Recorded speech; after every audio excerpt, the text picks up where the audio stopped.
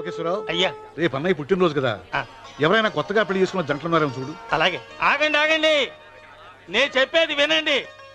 మీకందరికీ తెలుసు, ప్రతి సంవత్సరం శివరామకృష్ణయ్య గారు తన పుట్టినరోజు నాడు పెళ్లి చేసుకునే కొత్త జంటకు తాళిబొట్టు, కొత్త బట్టలు, 2 ఎకరాల పొలం దానం చేస్తారు.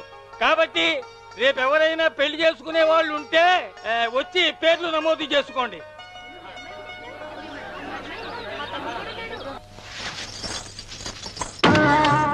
పర్వాలేదులే, భగవంతుడు చల్లగా చూసుంటే శోభనం గదిలో నీ కొంగుముడి విప్పాల్సిన వాణ్ణి. డబ్బుందని రామనని పెళ్లి చేసుకున్నావు కదా. భిక్షపతి, నేను నీ వదిన్ని. కళ్ళు పోతాయా?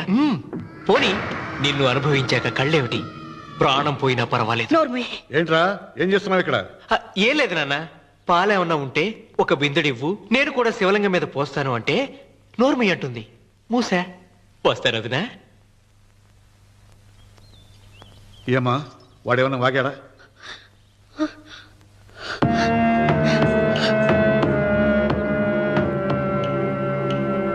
భిక్షపతి, అవును, అసహ్యంగా చండాలంగా వాగాను. చంపుతావా? చంపు. మీ తాత ముత్తాతలు జంతువులు చంపితే నువ్వు నన్ను చంపు. చంపి నా తల కూడా గుమ్మానికి వేలాడగట్టు. ఇదిగో, పుట్టినప్పటి నుంచి సీత నా భార్య అనుకున్నాను, ఆరాధించాను. నేను తాగుబోతుని, తిరుగుబోతుని, లపూటి వేదవునని చెప్పి ఆ సీతకు రామన్న చౌదరి గారికి దగ్గరుండి పెళ్లి జరిపించావు కదా. వాళ్ళ కాపురం కూల్చే వరకు నాకు మనశ్శాంతి ఉండదు. సీతని కట్టబెడితే పీటల మీద విషం దాకా చచ్చిపోతుందని బంగారు లాంటి రామునికిచ్చి పెళ్లి చేయించాను రా. వెంటనే నీ పద్ధతి మార్చుకోకపోతే నువ్వు తినే అన్నంలో విషం కలిపి తప్పేస్తాను రా వెధవా. వద్దు నాన్న, వద్దు. ఈ చెప్పు దెబ్బ ఎప్పుడో కొట్టుంటే బాగుపడుండేవాడిని. నాన్న, నీ మీదొట్టు, ఇంకెప్పుడు తప్పు చెయ్యను నాన్న, తప్పు చెయ్యను. నన్ను క్షమించు నాన్న. ఏర్పాట్లన్నీ పూర్తయ్యాయా? అది ఏమైంది లోకేశ్వరరావు? 50 జంటలు నమోదు చేయించుకున్నారండి. అందులో 30 జంటలకి దానం చేయడానికి మాత్రమే మన దగ్గర భూమి మిగిలి ఉంది. మరి మిగతా 40 ఎకరాలు అంటే మన పొలమంతా? ఈవేళ బాబు గారు, ఎన్ని సంవత్సరాల నుంచి దానం చేసుకుంటూ వస్తున్నారు. కొండలైనా కరిగిపోవలసిందే కదా. మరి ఇన్నాళ్ళు నాకెందుకు చెప్పలేదు? మీరు పుణ్యకార్యం చేస్తున్నారు, మిమ్మల్ని ఇబ్బంది పెట్టడం ఎందుకని. రామన్న పేరుతో 2000 ఎకరాలు ఉండాలిగా, అందులోంచి రాసేవండి. అందులో మిగిలిన 60 ఎకరాలే ఇప్పుడు రాశానండి. ఆయన పేరు మీద గజం భూమి కూడా మిగలలేదు. రేపు శుభకార్యం ఆకూడదయ్యా. నూతన దంపతులు నా ఇంటి దగ్గర నుంచి నిరాశగా తిరిగి వెళ్ళకూడదు. నాతోరా జగన్నాథం అన్నయ్య, నువ్వు ఈ సాయం చేస్తే నా పరువు కాపాడిన వాడి అవుతావు. 40 ఎకరాలే కాదు, నా యావదాస్తి మొత్తం నాకు ఇస్తాను, నా ప్రాణాలను ఇస్తాను. లోకేశ్వరరావు, అయ్యా కాగితాలు.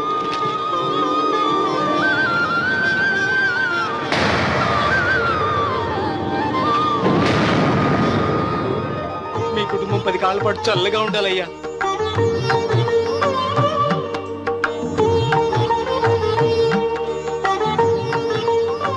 నీ పొలం వాయన దానం చేస్తాడు, పేరు తెచ్చుకుంటాడు. ఇంకా నీకే మిగులుతాది, గబ్బు లేచిపోతావు. తొందర పడకు, చూస్తావుగా. ఒరే రాముడు, ఈ భోజనాల కార్యక్రమం చూస్తుంటే నాకు తిరుపతి దేవస్థానం గుర్తుకొస్తోందిరా. నువ్వైనా చెప్పచ్చు కదా మీ నాన్నకి, ఈ దానాలకు అంతే లేదా? ఎదుటివాడికి ఇంత పెట్టడంలో ఆయన ఆత్మసంతృప్తి పొందుతున్నారు. ఆ పుణ్యమే ఆయన నిండు నూరేడు బతికిస్తుంది. నువ్వు అన్నం వచ్చి ఇదంతా నీ పుణ్యమేరా. అంత మాటలు కదయ్యా. హర హర మహదేవ్ శంభో శంకర. ఓం నమః శివాయ. పెదనాన్న. ఏం బాబు? పెదనాన్న, నాన్న. ఏమిట్రా? నాన్న నోరు. ఏమిటో చెప్పరా? మా నాన్న నోరు తెరిచి నిన్ను అడగలేక నాకు దస్తావేజీలు ఇచ్చి పంపించాడు. దేనికి? మీరు మా దగ్గర తీసుకున్న పొలానికి గాను రుణపత్రం రాయించుకు రమ్మన్నాడు.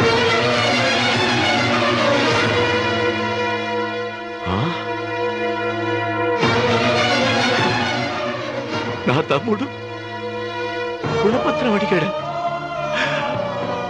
అయ్యో, సంతకం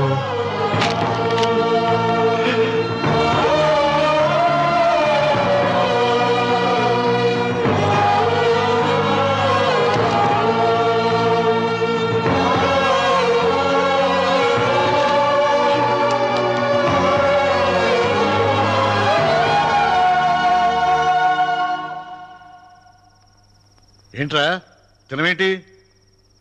ఓహో, అన్నంలో విషం కలిపి చంపుతున్నానని భయపడి చస్తున్నావా?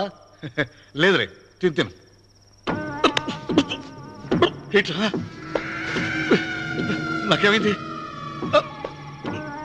నువ్వు అన్నంలో విషం కలిపి నన్ను చంపుతానన్నావు కదా, ఆ పాపం నీకెందుకు అంటగట్టాలి అని నేనే నా అన్నంలో విషం కలుపుకున్నాను నాన్న. పొరపాటుగా పళ్ళాలు మారాయి. నాన్న ఎలాగో చచ్చిపోతున్నావు కదా, నీకు రహస్యం చెప్పనా? ఇంతకు ముందే మీ అన్నయ్య చేత దొంగ దస్తావేజీల మీద సంతకం పెట్టించుకున్నా. వాళ్ళని వీధిలోకి తీసుకొస్తా.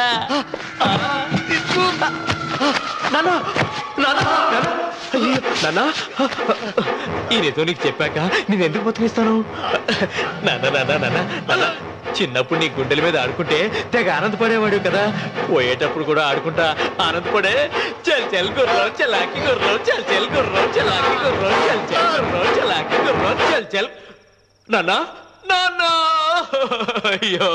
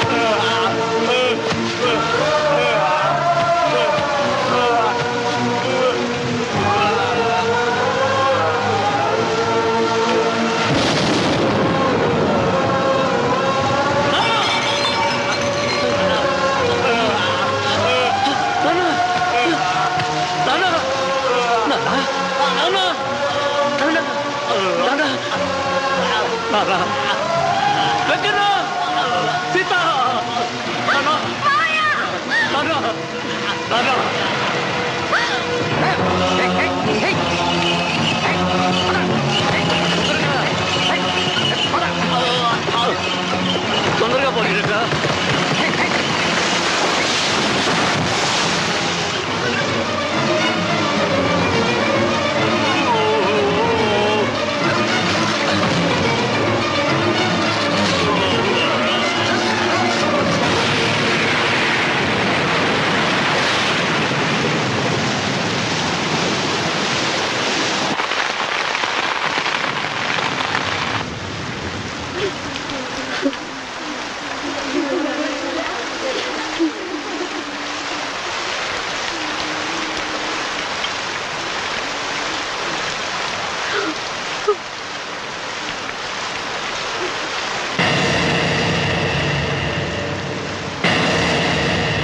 అందరికీ నమస్కారం.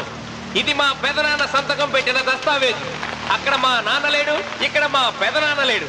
కానీ మా పెదనాన్న మా నాన్న దగ్గర 50 లక్షల డబ్బు, 40 ఎకరాల పొలం తీసుకున్నాడు. ఏ లోకేశ్వరరావు చెప్పు. అవునండి, నేను సాక్షి సంతకం చేశాను. ఈ అప్పు ఎలా తీరుతుందో ఆ ధర్మాత్ముడి సేవ అక్కడి నుంచి తీసేలోపు చెప్తే బాగుంటుంది. భిక్షపతి మతుందా నీకు? ఇదేనా అడిగే సమయం? ఆయన తగలబడిపోతే ఆయనతో పాటు ఈ నిజం తగలబడిపోతుంది. మా అన్నయ్య ఆ ధర్మాత్ముడు రక్తం పంచుకు పుట్టాడు. ఏమయ్యా లోకేశ్వరరావు, మా అన్నయ్యకి మిగిలిన ఆస్తి ఏమిటి? ఈ ఇల్లు తప్ప ఏమీ మిగలలేదండి. సరే, 40 ఎకరాల కింద ఈ ఇల్లు పెట్టుకుంటాను. మిగతా 50 లక్షలు ఎలా ఇస్తావన్నయ్యా? ఏంటో నువ్వు మాట్లాడేది? మా రావుని ఒట్టి చేతులతో నడ్రోడ్డు మీద నిలబెడతావా? సరే, డబ్బు వద్దు, పొలం వద్దు, ఒక్కటిస్తే చాలు. ఏంటది? అది సీత దగ్గరుంది. అది ఇస్తే 50 లక్షల బాకీ రద్దు చేసుకుంటా. సీతారత్నం పుట్టింటి వాళ్ళు పెట్టిన 7 వారాల నగలున్నాయి. అవన్నీ నాకు ఇచ్చేస్తే నేను సరిపెట్టుకుంటాను.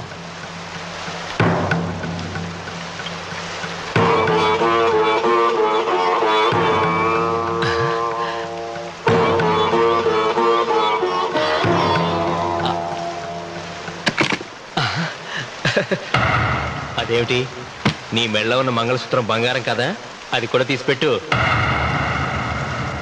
అన్నయ్య తీసేమని చెప్పు. నువ్వు కట్టాల్సిన తాళి మా రావుడు కట్టాలని ఖచ్చితంగా కదా ఈ పని చేస్తున్నావు. తప్పు మాట్లాడుతున్నావు శాస్త్రి. నాకు ఆ తాళి అక్కర్లేదు, ఆ 50 లక్షలు కట్టమను.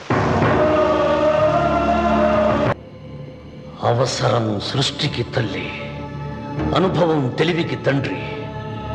ఇదే నా తండ్రి చావు నాకు నేర్పిన గుణపాఠం.